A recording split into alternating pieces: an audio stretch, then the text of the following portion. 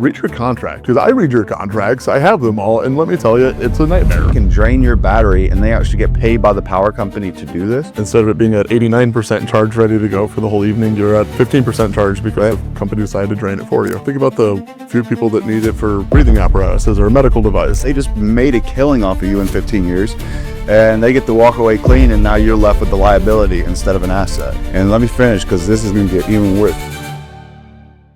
Hey, welcome to the Solar Power Hour. This is episode 30, where we talk about the good, the bad, the ugly, and everything in between, especially what the other solar companies don't want you to know.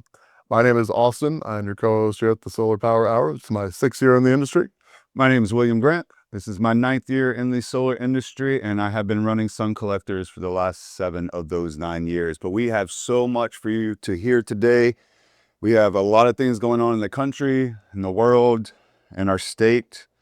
So I think we should probably talk about the international news first. There's been a lot of stuff going on, these heat waves and some not so good news. Yeah, again, it's not an easy thing to talk about, but it's also worth addressing. And I don't think that, anyone that's watched anything on a global scale recently hasn't seen or heard anything about the massive heat waves throughout Europe. South America's got its own deal of issues as well, but we'll start over in Europe. But their heat wave count, from what I was able to find online, it looks like at minimum their death count is over 10,000 currently as that stands, which is absolutely unprecedented for, just on a massive scale. And a lot of that comes in here from their grid structure and what they're able to support versus not support. And I think it's worth just acknowledging, and what we typically can take for granted here on a very, very daily basis. We have the luxury of getting in our car and having AC hit our face. We go home, we get AC that hits our face. And so, or we have the ability to set our thermostat to whatever we feel comfortable. And so it's just, a luxury that we have here that, on a day-to-day basis, when we get in the work and ebb and flow of things, it's easy just to, not necessarily, realize how, important these things are to us. But that also kind of coincides of why what we do, and, the bigger picture there. But so just so that we can take a moment of acknowledgement there and just put that in perspective, the Chicago heat wave that was back in, I believe it was like the mid 90s, then 1995, give or take.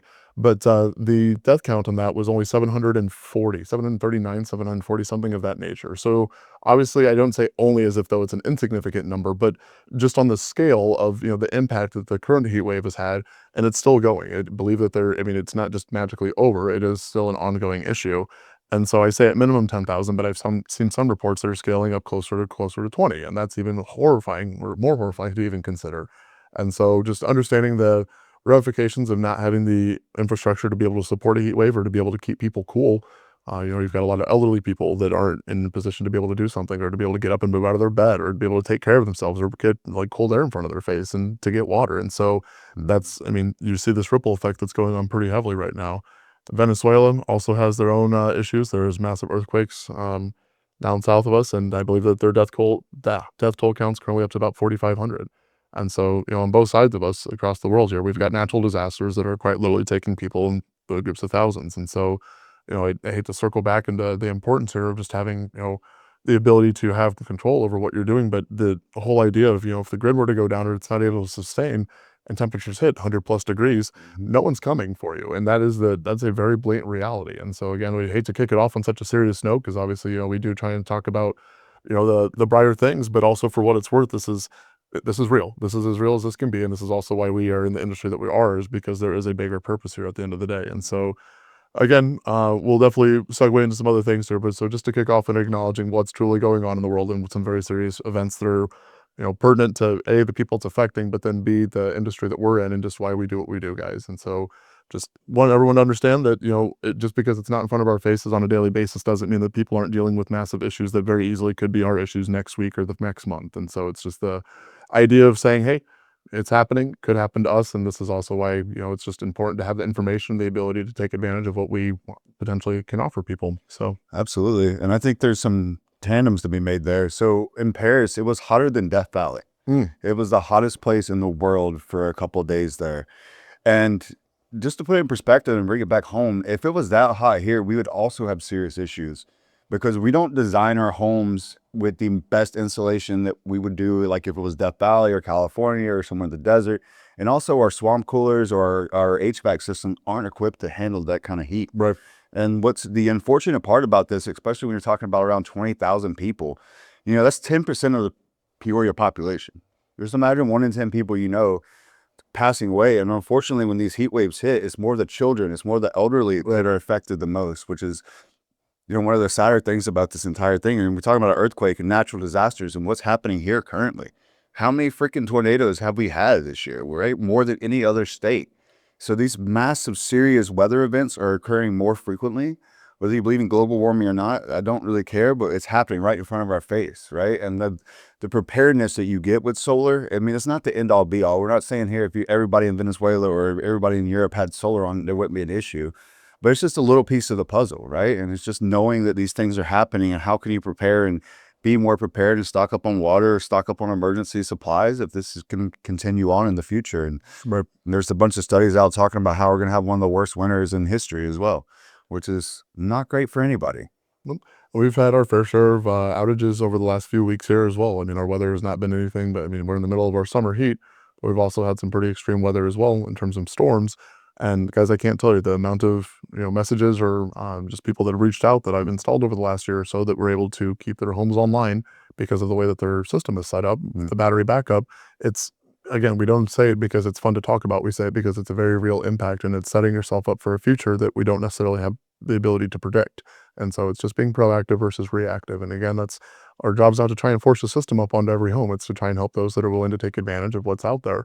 And that's, again, it hurts to read about stuff like this because, again, you know that, like you said, it's not the end all be all, but it is a piece of the puzzle that, every step does help. And so the more people that aren't reliant on the grid, that's way bigger impact. If one person has solar or batteries, then that can be a beacon for their community. They're able to keep power online for 3 or 4 people if they were all to come over. It's just the idea of, like when one of our colleagues, his family members, or their neighborhood, he's always told the story about like when the grid was down for a few days, other people in their neighborhood were able to come over to his parents' home because they had their backup batteries. And so it's just, it's nice to know that there's sometimes a solution to it, but it doesn't change the fact that this is as real as it is right now. Yep, definitely our thoughts and prayers for all those affected by this.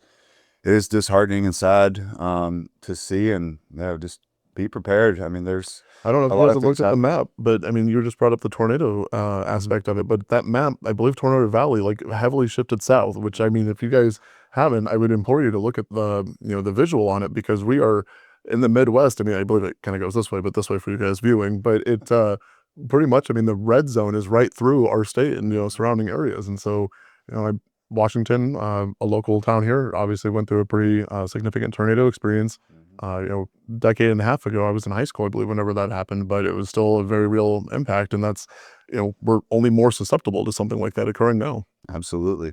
Oddly enough, I was driving to Bloomington the other day, and I kept seeing this cloud, and I was like, this is a funnel cloud. This is a funnel cloud. And I get to where I was going to Bloomington and check the thing, and it said severe, like a weather alert thing. I click on it. I was like, oh, professional scene like funnel cloud right in the middle of Peoria and Bloomington. I was like, I knew that was about to be a tornado, but luckily it didn't touch down. But it's just happening more frequently. It wasn't hailing. It wasn't a crazy storm. Just happening out there. The pressure's changing. The heat's, like the sweat from the corn. All these things are just getting in the way of us living a peaceful life right now. Something I do want to say, just because I think it's important since we're talking about tornadoes so much, we have plenty of photos that show, I believe it was out in Colorado, but there was a neighborhood that a tornado had gone through, but using the same type of install bracketing that we use, and the parts of the home that had solar panels on it were still intact, and the panels were remaining on the roof, and it was the parts of the houses that didn't have, the panels on it, that you saw the shingles and whatnot being ripped off. And so, again, we're not saying that your house is tornado proof by any means, but just in terms of, the structural integrity that can be there,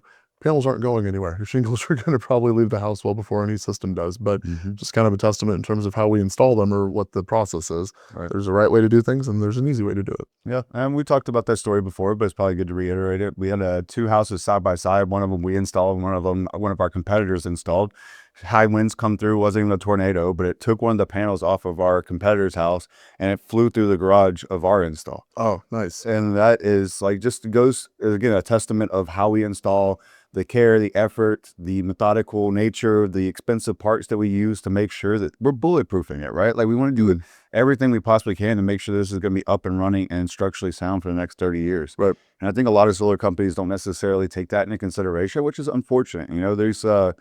There's definitely, there's enough money to go around in the industry that we don't need to be taking from people, to where it's, give them the best that you can offer. I literally got to sit with the gentleman a couple weeks ago that Our install was next to another company's install, and he walked right by the other company's install to go knock on his neighbor's door that we installed, because of the visual comparison was that drastic that he understood that if there was a company to go with, that it wasn't necessarily the one that had done the first install. Conduit running all across the roof, no wind skirt, all the things that, again, not saying that the panels can't technically produce, but again, companies that do that, all you're doing is yourself and the community a major disservice, because people are quite literally walking past your installs to go talk to ours. It's the way it is. Yeah. The way it is. That, or they're just hating solar because of how it looks. I mean, how many times do we hear that objection on a daily basis? Oh, I don't like the way it looks. Like, hey, have you seen our systems? Oh, you know what? That's actually not too bad. And also, do you know what side of the house is going to be on? Do you go outside in the backyard and could see it all the time if it was in the back of your house, on the side of your house? What do you look at more? Your bank account or your roof? Absolutely. I definitely look at my bank account a lot more than I do my roof. You don't have a roof. Do have a roof. But yeah, I think this is a good segue into what's happening on the nationwide scale. So let's talk about these virtual power plants, these VPP programs that are popping up all over the place. So essentially the idea is that Tesla partnered with one of our largest competitors. I won't name names, but the idea is that they can now take from your batteries. And we've been seeing this trend over the last, year and a half, where some of these companies are putting on 4 or 5 batteries on the people's homes, and it doesn't really make sense, and they're upsizing the system a little too large. But essentially what the idea is that if this company and Tesla can partner together with the power company, then they can drain your battery, and they actually get paid by the power company to do this. You don't get paid if you leased your system, but they're getting paid by the power company to then take this power and put it back in the grid in emergency events, which is a net positive for everyone. But there is concern there, because if your system is down or your power is down and they're sucking your battery dry, and then you have no more battery to utilize, then how are you going to have any backup? Think about the few people that need it for breathing apparatuses or a medical device, and in the event of that outage or an emergency, when you're reliant on that battery more than anything, and then all of a sudden, instead of it being at 89% charge ready to go for the whole evening, you're at 15% charge because the company decided to drain it for you. Yeah, and just in perspective, so they're paying right now in Ameren territory $10 per kilowatt. Our batteries hold 15 kilowatts, so if you drain 10 kilowatts of that into the grid, you'd make $100 that day, which is pretty cool. And that is something our clients can opt into. But again, you don't necessarily get the same amount of control that you get with us, with you going with a leasing company, because these leasing companies are essentially taking that battery storage whenever they want, whenever Ameren wants it, whenever they're going to get the highest payday from it. And I would really love to see what that bargaining chip looks like, because they're paying $10 to the everyday folk. How much are they paying to the big nationwide company? And that's, again, we talk about this a little bit with the leasing. The people that are selling you this lease, they are breaking even day one. They are taking all the incentives. They're getting all these benefits from the power company. And then they're going to watch you overpay for a system over the course of 15 to 25 years for however long they decide to lease it out to you. I think it's also important just to go one point with that. Oh my gosh, it was just on the tip of my tongue. I was going to bring up something about the difference there. My bad. It's completely gone. It's such an awesome point to bring up. It'll come back to me. No worries. But yeah, so this is just happening more on the nationwide scale. It's happening here. There's, I think, 7,000 different homes that are going to be active in the state of Illinois currently, but there will be more to come. It's just, at the end of the day, it's all a plan. You got to think about why somebody would let you lease something. Why would they let you lease a car? What's another thing? I saw the average car payment in Illinois was $800.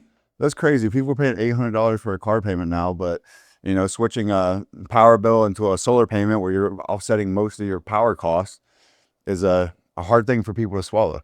Which is wild to me, because it's honestly cheap. It's never ending. It's just, let me just stay with this interest rate that never goes away. That's, again, the way that I conceptually look at that. Oh, I remember what I was going to say. But with Ameren, again, all you're doing is just kind of trying to pay off something that theoretically never ends. But for the people that were listening at home, we were just kind of going pretty deep into batteries there. I want everyone that doesn't understand, just on a very basic principle, what our batteries do and what that actually, how that impacts your home, because it is really cool in terms of what it interacts with. And how it's able to set yourself up. So just on a daily basis, your system's producing and going directly to your house first and foremost. All the power is being consumed by everything in real time that needs that energy, but then anything in excess goes back to your batteries. One good afternoon's worth of sunlight, so a few hours, like we're in the middle of the summer right now, most people's batteries are fully charged by 2, if not 3 o'clock in the afternoon, if not sooner. So by the time you get home from work or your day ends, you drive into your garage, you look over to your right, you've got 1 or 2 batteries sitting there fully charged, ready to go. What's cool though is those batteries then segue you throughout the entire evening, and then they metaphorically just hand the baton back to the sun whenever the morning time comes around. But more importantly, if the grid goes down, those batteries automatically kick on and get to keep you independent from the grid. And so if there is something catastrophic that occurs, and again, I'll segue back to the beginning. Let's say a massive earthquake came through the Midwest and shuts down our grid for 4 or 5 days, if not longer. Again, we can't be dependent on people that aren't necessarily looking up for you first. It's just a grid. Amber doesn't give a hoot or a holler if the stuff in your fridge goes out or if your AC is not working. And so the idea would be that your batteries allow you to remain independent from the grid, and you can still utilize them in those massive outages to still, live normal. You can keep your deep freezer alive. You can, keep the fridge cool, keep the milk running, or keep the milk cold, etc. Keep the milk's running, the fridge is cold.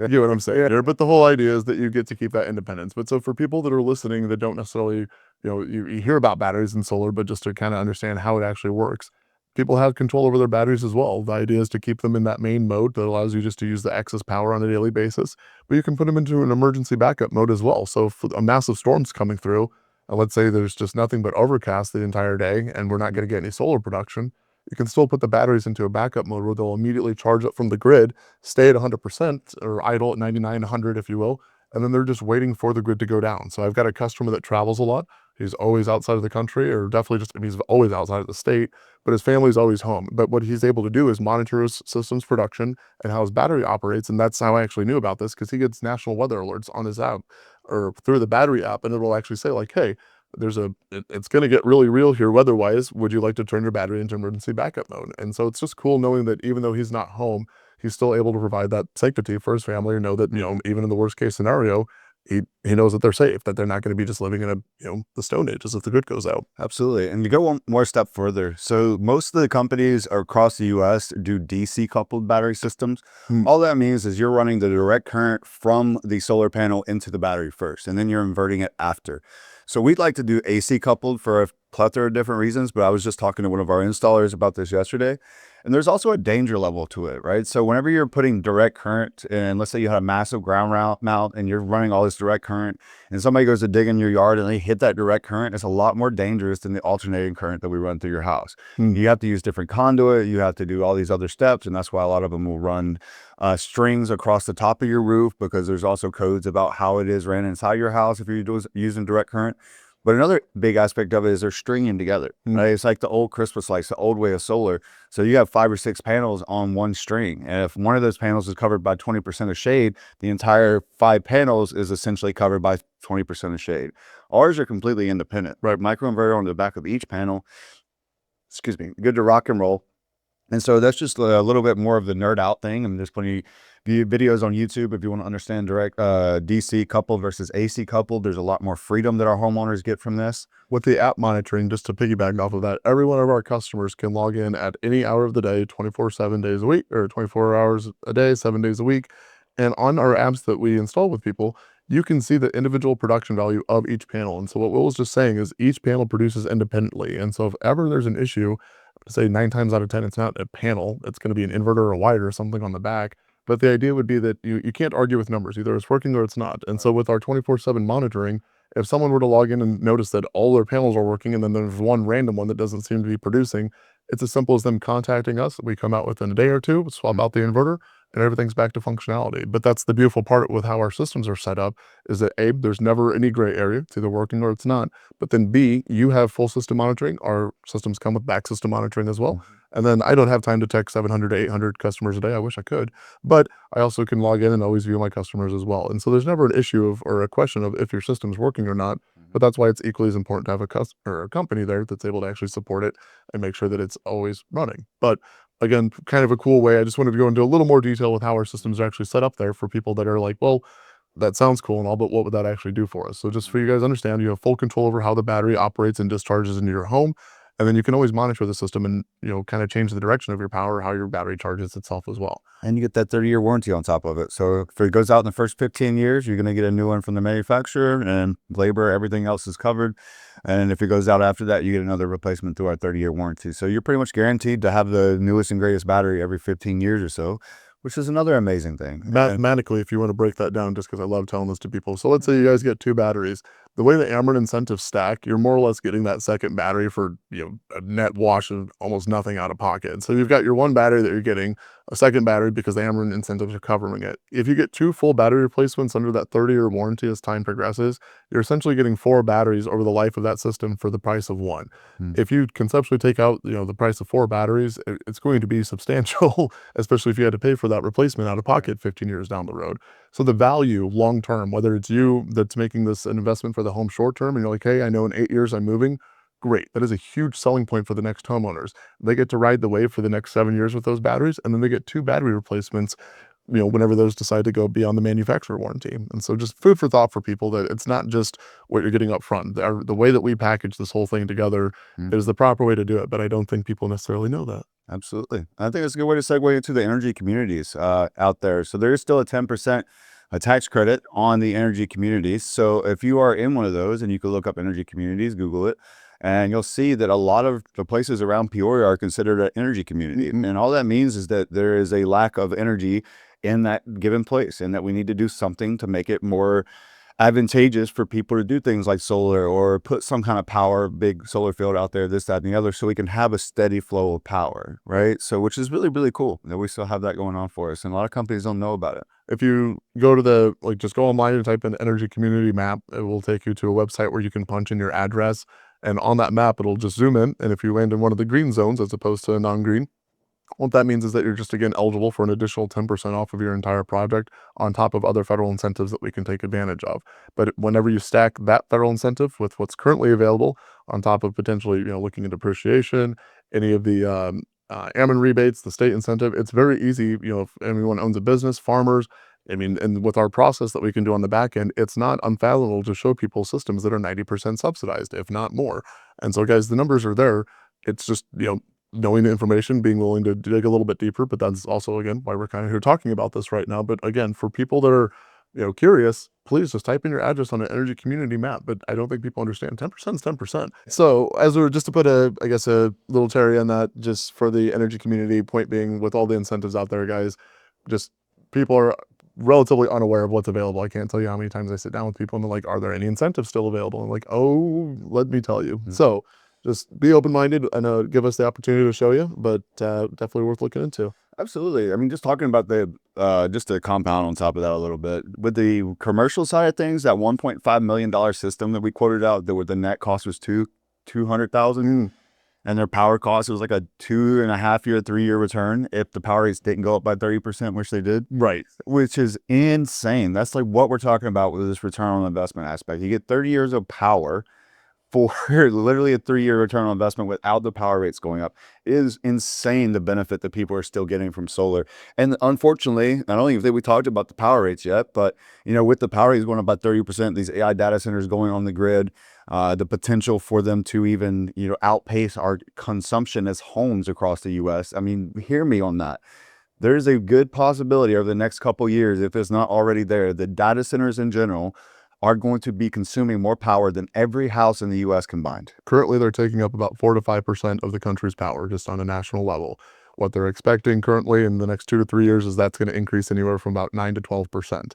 So doubling, if not tripling, in certain instances in terms of our nation's consumption. And that's just in the next 2 years. That is going to fly by, guys. And so I don't think people understand the impact. The people that are having brownouts already and the people that have data centers in their backyards, they 100% understand the impact. But for our community here, just because we don't have a data center in the middle of our city doesn't mean that we don't have them going up all over our state.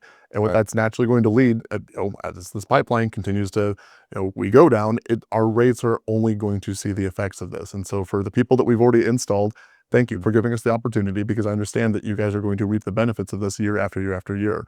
But for the amount of people that are still on the fence, or that they don't think that this is necessarily as real as what we're making it out to be, I hate to say, just wait. Just keep waiting, because everyone has that pain point. Everyone's going to feel a certain amount, and there are plenty of homes that we understand that we can't help. If your house is covered in trees, your house isn't, you don't have a roof for it, we understand that not every home can take advantage of this.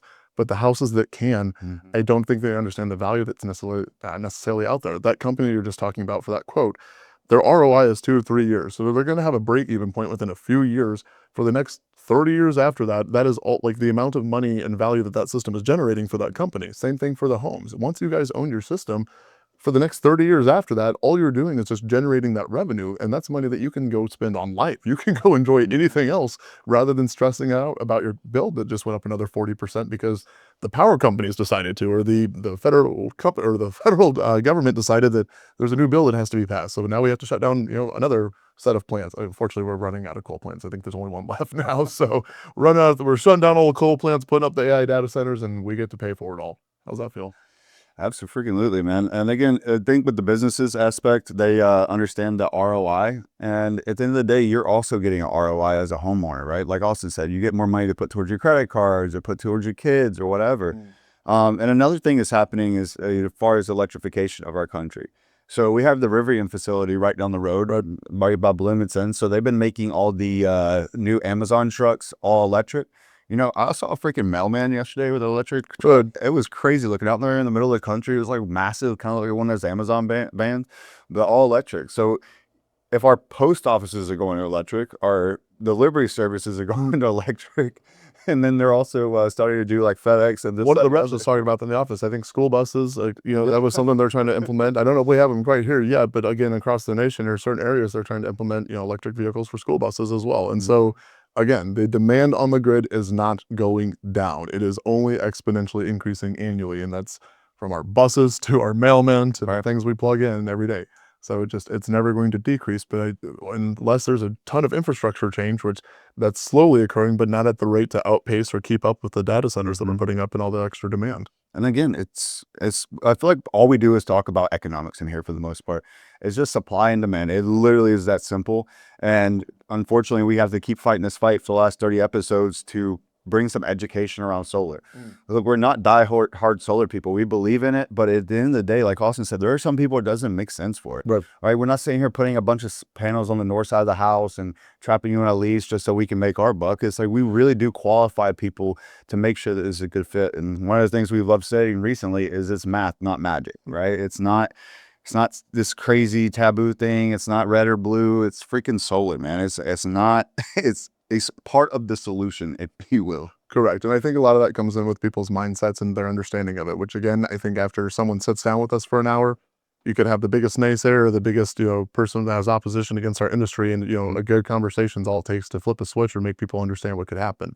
I do want to use that as a huge moment just to be able to say thank you to our customers and people that do believe in our industry, because social media, as we all know, is a swamp. It is the absolute, there's so many better things we can allocate our times with rather than being on social media, but that does not change the fact that we do have a social media presence. However, there is a lot of, I would say, negativity or just misinformation or misconceptions that people have about our industry. And so unfortunately, what we get to do is, kind of sift through that and try and make sure that we're presenting ourselves properly. What I'm getting at, though, is there are plenty of community pages that our name gets mentioned or in comparison to other companies or our competitors. Thank you so much to the people that are out there spreading the good word or fighting the good fight and proposing our name, because I do get to see how we're projected out there and how the community discusses us. It is in such a positive light. And again, we bust our butts to make sure our reputation is what it is. Right. But it's amazing to see that it's reflecting not through us, but through you guys. And again, as the local company here, we were the first solar company in Peoria. We'll be the last solar company in Peoria. We are the best solar company in Peoria and surrounding areas. Absolutely. But again, it means the world to me to see that that's ingrained into you guys and to see how you guys speak about us on social media and just that positive reinforcement that you're giving. So I just want to say thank you to you guys. Again, it does mean the world to us, but also I know it means the world to you guys as well, because, good business naturally breeds good business. Absolutely. I was super appreciative of all the people out there on social media being our keyboard warriors, because we need it. We cannot be, on every post, and we can't see everything that comes out. We all have jobs to do and lives to be had that aren't on social media all the time. But talking about that too, we hired somebody recently to do some cutesy, trendy stuff. So as much as Austin and I hate being on camera, we are doing a little bit of TikTok trendy stuff as well. So be out on the lookout for that. I'm already getting comments on some of the videos we've done, and I'm not stoked about it. But again, anything for solar, anything for sun collectors. Do it for you guys. Yeah, we do it for you. And again, I think it helps humanize us as a company. You get to see our installers, you get to see our back-end team, you get to see our reps, and really just, know that we're a part of this community, that we look like you. We are, from this area. Our taxes are paid here. We live here. Our, employees' kids go to school here. This is, our community, and that's something that I think everybody needs to see. And if it takes doing a little cutesy shit, then so be it. Well, you see us online, you hear us on the radio, you see us on Yeah. the billboards. More importantly, you see us at the community events, guys. And that's where I really want to stress out on is as a community-driven company, and I'll use this to segue a little bit. Riverman season just ended not too long ago, but we've been sponsoring them for years. Same things with the Chiefs. We have been the Chiefs' longest sponsor as a solar company and their best sponsor as a solar company. So please come to our booth at the Chiefs games and feel free to say hi. We've always got cool stuff to give out to the kids. But more importantly, it's just the whole idea of you see us more than anyone else. And we are proud to be in this community more than anyone else. CASA, tipping big for the community, which actually we've got one of those coming up. When's that? The 26th. So for anyone that has not come to a tipping big, I'm gonna make sure you guys get a little shout out here. Every month we try and come to a local restaurant, and we always want to make sure that the server's as blessed as possible. And most of the guys on our team, whether it be the installers or the sales team, anyone in between, we've been on the service industry or we've worked in the service industry, and so this really is coming from a place of our heart. But the whole idea is to really bless or change someone's life every month. And we've been doing this for 6 years now at this point. But the whole idea is every month we choose a random restaurant. We want as many people to come as possible, and everyone tips the server $100 at the end of the meal. And so for this month, we've got Last Chance, which is actually, I think it's my grandma's birthday as well. So not only do you get to come bless someone's life, but you also get to come have lunch with my grandma, which that's a blessing in itself for you. But point would be that if you have anyone that would be more than welcome to come, obviously the more people, the better a turnout it is. But this 26th, Sunday at noon, our whole company, friends, family, we're going to try and get as many people at Last Chance. We're expecting at least 20 as of now. So if we could double that, again, just imagine the impact that's going to have on someone's life. So thanks for listening, but more importantly, thank you for showing up in a couple weeks because we'd love to hang out with you. And that's the whole idea of having it being a community event. Yeah, absolutely. I'm excited for Last Chance because that was actually one of the first places I started to visit when we first moved here to Peoria because we lived up north. So, and we were, broke out here trying to fight the good fight. So Still not a lot of money to go around, but Last Chance is luckily very well priced, and so we got to get a little buzz and eat a little food for not that much of a cost. So shout out to Last Chance for feeding us and giving us some libations when we didn't have a lot to go around. So it's good to bless them back. We also have the River Rails Festival going on in Chillicothe from the 23rd to the 25th, and God bless Chillicothe. I think we have more solar installs per capita in Chillicothe than anywhere else in the surrounding areas. So they've always been really good to us. We're excited to hand out some proud client shirts to clients to stop by the booth. So if you're out there listening and you are one of our clients, stop by the booth and we'll have a t-shirt for you, and nothing but love and appreciation. My first girlfriend was from Chillicothe, so it's got a special place in my heart. Yeah, I love Chillicothe. Oh man. But you know what, on that note, all the positive stuff, to all our competitors out there trapping people in the leases and lying to people, be better, do better, be honest. It would make everybody's life a lot better across the country if there were just a few more good solar reps out there. And I've got one for the people that are posting leases. Read your contract. Read your own contract, because I read your contracts. I have them all, and let me tell you, it's a nightmare. The companies that are here that are relatively new to the area are pushing contracts from other companies that are not from the area initially, and so it's kind of wild to see that you have these smaller companies that are kind of under the guise of a larger company because all they're doing is pushing their contract under a different name.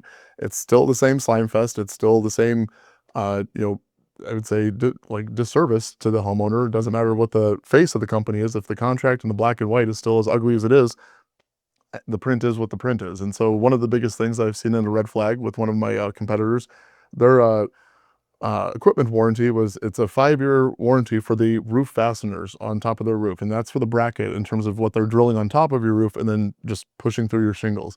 They're putting a 5-year warranty on that, and that's it. So you've got essentially another 25 years of potential damage. And I'll tell you what, guys, if you haven't lived in the Midwest long enough, it gets cold here in the winter. It's naturally going to freeze and expand. And I don't know if you know this about water, it takes the path of least resistance whenever it's going down anything. So unfortunately, they have a 5-year coverage, and then essentially the next 30 years of God knows what's going to happen to their roof with no coverage up past that. And so just to give you that differentiation, you have companies out here pushing a lease on a system with maybe 5 years of coverage on your roof versus a system that you own outright that has a complete 30-year coverage on parts, shipping, labor, the battery, everything in between. And so again, just the value difference, we're not even playing the same game as these other companies, guys. They wish that they were in the same sport as us, but they're not even close. And so again, I don't need to rip on other companies, but I will gladly establish ourselves and put ourselves on a completely different pedestal because they're not doing a good service out here. And again, I know that some guys they believe they're fighting the good fight, but that does not mean that what they're doing at the end of the day or long term is the most beneficial for homeowners. And again, I cannot stress this enough. There is a reason we do not offer a lease or a PPA. The way that we have things installed with our warranties, the specific equipment that we use is all done with your best interest by heart. And so I cannot stress this enough, guys. We are not like other companies, and other companies 100% are not like us. Absolutely. 5 years. If it leaks, then that's on you, but you're leasing a system that somebody else owns that you have to go fix the problem, and you have to get them out there to fix the problem, and they're going to charge you for it if that leasing company still has it, because they sell off the leases like mortgages. So you might not even know who owns your lease now. So who's going to maintenance it? Who's the contract through? And let me finish, because this is going to get even worse. 15 years is what the new lease terms are, or at least what we're seeing out there. Why would it be 15 years, you say?